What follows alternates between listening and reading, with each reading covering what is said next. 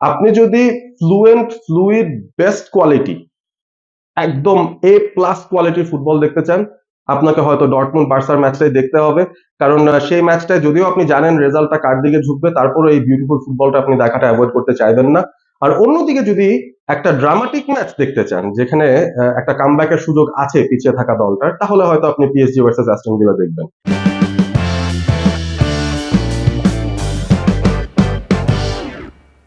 Barca versus Dortmund, PSG versus Aston villa, UEFA champions লিগের আজকে রাতের দুটো ম্যাচ। প্রথম লেগের যে খেলা হয়েছিল কোয়ার্টার ফাইনালে, সেটার রেজাল্ট আমরা ইতিমধ্যে সবাই জেনে গিয়েছি। বার্সেলোনা 4-0 গোলে ডর্টমুন্ডকে হারিয়েছিল ঘরের মাটিতে।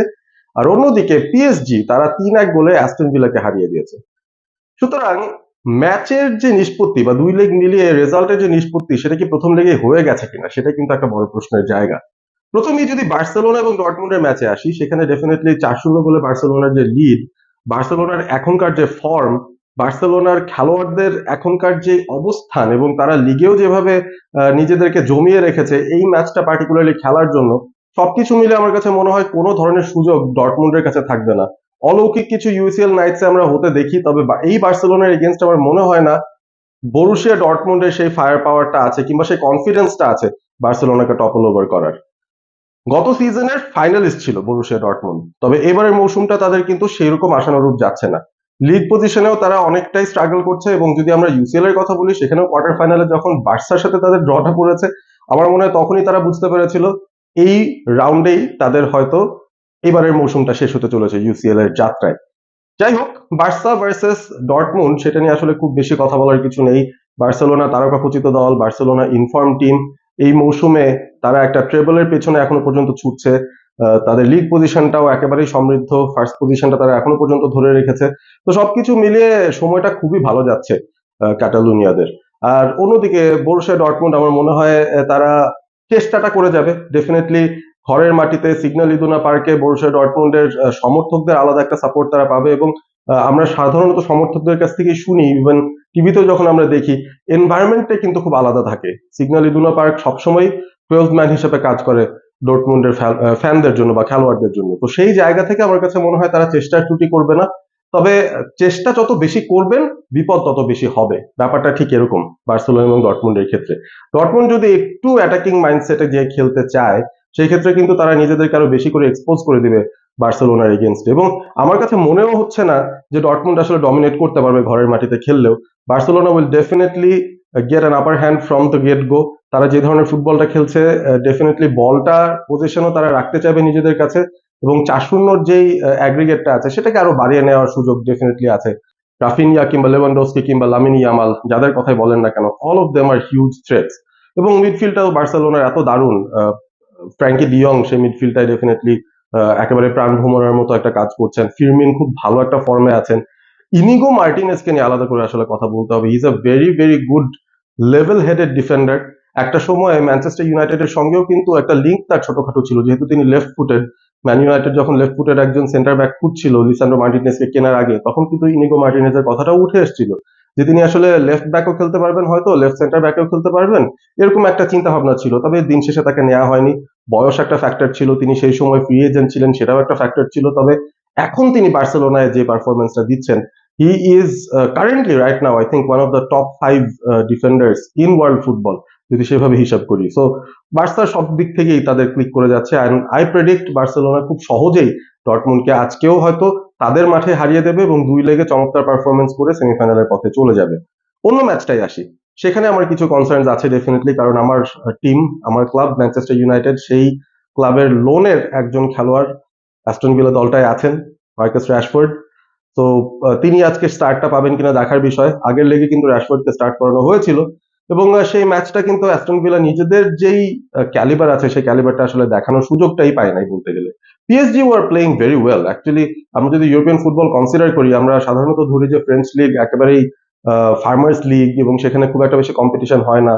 More often than not PSG সবসময় তার টাইটেলটা জেতে, তাদের এগেনস্টে ফাইট দেওয়ার মতো তেমন শক্তিশালী দল সেখানে নেই, এই ধরনের কথাবার্তা আমরা শুনি। তবে এই যাত্রায় আমরা বলবো যে পিএসজি ডেফিনেটলি ইউরোপিয়ান কম্পিটিশনসে পার্টিসিপেট করার মতো বা সেখানে ভালো কম্পিট করার মতো একটা দল ডেফিনেটলি গড়েছে, এবং যেভাবে তাদেরকে আসলে চালাচ্ছেন কোচ লুইস এনরিকে, এই দলটার মধ্যে একটা আলাদা রকম ট্যালেন্ট পুল আছে, যারা খুব গুছিয়ে সুন্দর করে ফুটবলটা খেলতে পারছে এবং অ্যাটাকিং ব্র্যান্ড অফ ফুটবল তারা খেলছে, যেটা পজিশন বেস। তাদের উইঙ্গাররা বেশ ক্রিয়েটিভ, তাদের ফরওয়ার্ড ইন ফর্ম। তো সবকিছু মিলিয়ে আমার কাছে মনে হয় পিএসজি যে 3-1 গোলের জয়টা পেয়েছিল অ্যাস্টন ভিলার সাথে, ব্যবধানটা ফার্স্ট লেগ আরো বেশি হতে পারতো। PSG were that good, they were dominant in their home ground. তবে অ্যাস্টন ভিলা তারা যেহেতু তাদের ঘরের মাটিতে আজকের ম্যাচটা খেলবে রাতের, একটা কিছু কামব্যাকের চেষ্টা করবে। 2 গোলের ডেফিসিট, তো সেই 2 গোলের ডেফিসিট তারা পূরণ করার চেষ্টা করবে। এবং বিগত আসরগুলোর মতো ডেফিনেটলি চ্যাম্পিয়ন্স লিগে এখন কিন্তু আর অ্যাওয়ে গোলের ব্যাপারটা নাই। আপনি সামহাও 2 লেগ মিলিয়ে যদি সমান সমান গোলে থাকতে পারেন আফটার 290 মিনিট স্পেলস, তারপর কিন্তু আপনার এক্সট্রা টাইম কিংবা পেনাল্টিতে যেতে হবে। সো অ্যাস্টন ভিলার যে টার্গেটটা থাকবে, বেসিক্যালি তাদের টার্গেটটা এটাই থাকবে, তারা চেষ্টা করবে গোল না হজম করার এবং 2টো গোল পরিশোধ করে অন্তত এক্সট্রা টাইম পর্যন্ত ব্যাপারটা নিয়ে যাওয়ার। সেই ক্ষেত্রে কিন্তু যে কোনো কিছুই হতে পারে। তবে I would rather say Aston Villa এবং পিএসজির এই ম্যাচটায় দুটো গোলকিপারের একটা বিশাল বড় লড়াই কিন্তু আমরা দেখবো, এবং যদি ম্যাচটা পেনাল্টি পর্যন্ত গড়ায় ভিলা এবং অ্যাস্টন ভিলা এবং পিএসজি, সেই ক্ষেত্রে কিন্তু খুব ইন্টারেস্টিং একটা কম্পিটিশন, একটা ফাইট আমরা দেখবো। সেই কম্পিটিশনটা হবে এমি মার্টিনেজ এবং ডনারুমার মধ্যে। ওয়ার্ল্ড ফুটবলে এই দুজনই খুবই প্রসিদ্ধ, দুজনকেই কনসিডার করা হয় one of the best goalkeepers in the world right now, এবং দুজনের মধ্যে যে লড়াই সেটাতে আসলে ইমি মার্টিনেজ নিজেকে একটু দুর্ভাগা ভাববেন বা নিজের পারফরমেন্স নিয়ে একটু দুঃখ প্রকাশ করতেই পারেন। তিনি প্রথম লেগে 3টা গোল তার হজম করতে হয়েছিল। বেশ আয়োজন করে তিনি চুলে নীল কালার লাগিয়ে প্যারিসের ফ্যানদের সামনে খানিকটা ট্রোল করার মানসিকতা নিয়ে গিয়েছিলেন, তবে নিজেই ট্রোল হয়ে ফিরে এসেছেন। ঘরের মাটিতে অ্যাস্টন ভিলার হোম গ্রাউন্ডে তারা কি আসলে এই কামব্যাকটা করতে পারবে কিনা দেখার বিষয়। অবভিয়াসলি বার্সা ডর্টমুন্ড যতটা একতরফা, আমার কাছে মনে হচ্ছে এই ম্যাচটা অতটা একতরফা হয়তো হবে না। অ্যাস্টন ভিলার যথেষ্ট সুযোগ রয়েছে এখানে কামব্যাক করার, কারণ পিএসজি তুলনামূলকভাবে বলতে গেলে they have a mix of youth and experience. তো সেই জায়গাটায় যদি তাদের মধ্যে কোনো ধরনের নার্ভাসনেস কাজ করে, যেটা ইউসিএল নাইটস অনেক দলের ক্ষেত্রেই খাটতে পারে, তখন কিন্তু তারা একটা বিপদে পড়লেও পড়তে পারে। এবং Aston villa needs to make a very very good start. শুরু থেকেই তাদের আসলে অ্যাটাক করতে হবে। শুরুর হাফেই প্রথম 20-25 মিনিটের মধ্যে যদি একটা গোল তারা পরিশোধ করতে পারে, আমার কাছে মনে হয় একটা ভালো চান্স তাদের আছে টু মেক আ কামব্যাক। কারণ উনাই এমেরি তিনি কিন্তু আসলে কাপ স্পেশালিস্ট, তাকে কিন্তু বলা যায়। সেভিয়ার হয়ে তিনি একাধিকবার ইউরোপা লিগটা জিতেছেন। সুতরাং তার কাছ থেকে বা তার দলের কাছ থেকে একটা স্ট্যান্ডার্ড পারফরমেন্স তিনি অবশ্যই আশা করতেই পারেন। Looking into form, Aston villa কিন্তু এই উইকেন্ডে যে প্রিমিয়ার লিগের ম্যাচটা হয়েছে সেখানে কিন্তু দুর্দান্ত খেলেছে এবং ওয়াটকিন্স গোলে ফিরেছেন।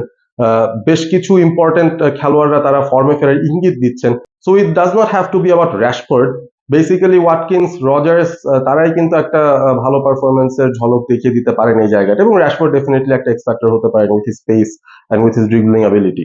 তো সবকিছু মিলিয়ে আমার কাছে মনে হয় কোন ম্যাচটা আপনি দেখবেন সেটা নিয়ে যদি ডিসাইড করেন, আপনি যদি ফ্লুইড, বেস্ট কোয়ালিটি, একদম A+ কোয়ালিটির ফুটবল দেখতে চান, আপনাকে হয়তো ডর্টমুন্ড বার্সার ম্যাচটাই দেখতে হবে। কারণ সেই ম্যাচটায় যদিও আপনি জানেন রেজাল্টটা কার দিকে ঝুঁকবে, তারপরে এই বিউটিফুল ফুটবলটা আপনি দেখাটা অ্যাভয়েড করতে চাইবেন না। আর অন্যদিকে যদি একটা ড্রামাটিক ম্যাচ দেখতে চান, যেখানে একটা কামব্যাকের সুযোগ আছে পিছিয়ে থাকা দলটার, তাহলে হয়তো আপনি পিএসজি ভার্সেস অ্যাস্টন ভিলা দেখবেন। আমি জানি না, এখনো সুইচ করে করে হয়তো দেখতে হবে। আবার একটাই স্ক্রিন, সেটা দিয়ে দুটো ম্যাচ কিভাবে আমি দেখবো ইন্টারচেঞ্জ করে আমার হয়তো দেখতে হবে। But I am excited about this night. যদিও বিগ নাইটটা আসলে আগামীকাল, রিয়াল মাদ্রিদ ফ্যানরা সেটা ভালো মতনই জানেন। তারা এমন ধরনের প্রস্তুতির ঘোষণা দিয়েছেন, সেটা নিয়ে হয়তো আগামীকাল একটা ভিডিওতে কথা বলবো। বাট ফার্স্ট থিংস ফার্স্ট, আজকে রাতে ইউসিএল এর দুটো match, Barca versus Dortmund, PSG versus Aston villa.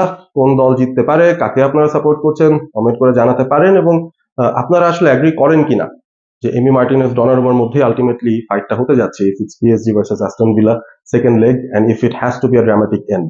দেখা যাক শেষ পর্যন্ত রেজাল্টটা কি হয়। আপনারা রয়েছেন অল স্পোর্ট এবিপির সঙ্গে। Stay Assam, stay all sport with all sport ABP.